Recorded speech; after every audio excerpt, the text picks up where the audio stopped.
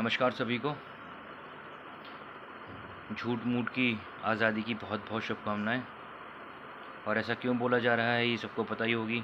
नहीं पता तो मैं बताता हूँ कि आए दिन हमारे देश में कोई ना कोई बच्ची को भेड़िया आते हैं, नोचते हैं, खाते हैं और मार के चले जाते हैं। और क्या होता है भाई, कोर्ट कचहरी ड्रामा थिएटर और कुछ नहीं बदलता। फिर कुछ वक्त बाद ये होता है, जब ये चीज़ इतनी होती है तो ये जो बुद्धिजीवी बैठे हुए हैं, बुद्धिजीवी धूर्त तो बोलूँगा मैं इनको, जो ये धूर्त लोग शासन में बैठे हुए हैं, जो कानून नियम बनाते हैं, क्या ये कुछ ऐसा नहीं बना सकते कि जिससे ये चीज़ दोबारा ना हो।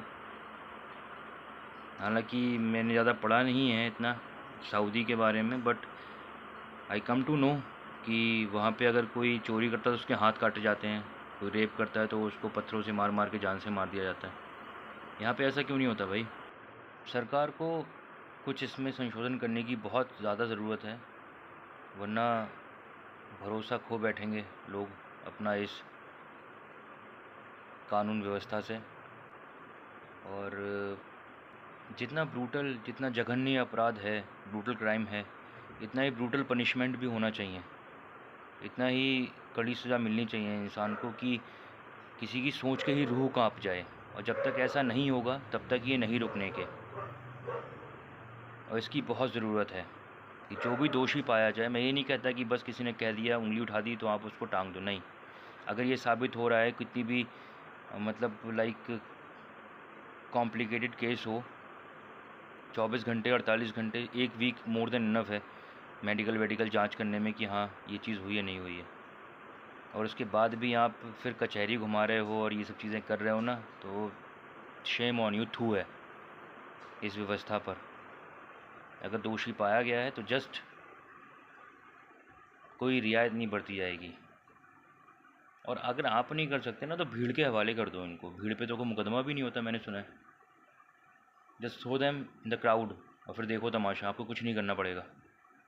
हम जैसे बहुत हैं, बस ये है कि मौके पे नहीं होते हैं तो ये चीज़ें हो जाती हैं। तो 370 हटा सकते हो, NRC CAA ला सकते हो, पता नहीं क्या क्या होती रहती है, इनसे देश में उथल पुथल मच जाती है। तो ये चीज़ किसको नहीं दिखती? किस हिंदू, किस मुसलमान, किस ईसाई को नहीं दिखेगी कि किसी का बलात्कार करना गलत है? किस इंसान को नहीं दिखेगा ये चीज़ कि बलात्कार करना गलत है, किसी को मारना, किसी का इससे करना बहुत ज़्यादा गलत है? कौन आपके अगेंस्ट बोलेगा इस चीज़ को लेके?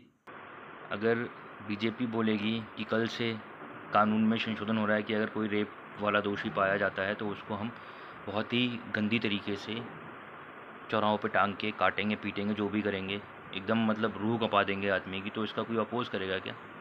कांग्रेस अपोज़ करेगी इस चीज़ का कि नहीं भैया आप रेपिस्ट ऐसा नहीं कर सकते, वो भी तो इंसान है। अगर वो इंसान है और उसके अंदर इंसानियत होती तो वो ऐसा करता ही नहीं। तो यहाँ पे बहुत ज़रूरत है हमें अपनी कानून व्यवस्था को बदलने की, और इट्स हाई टाइम।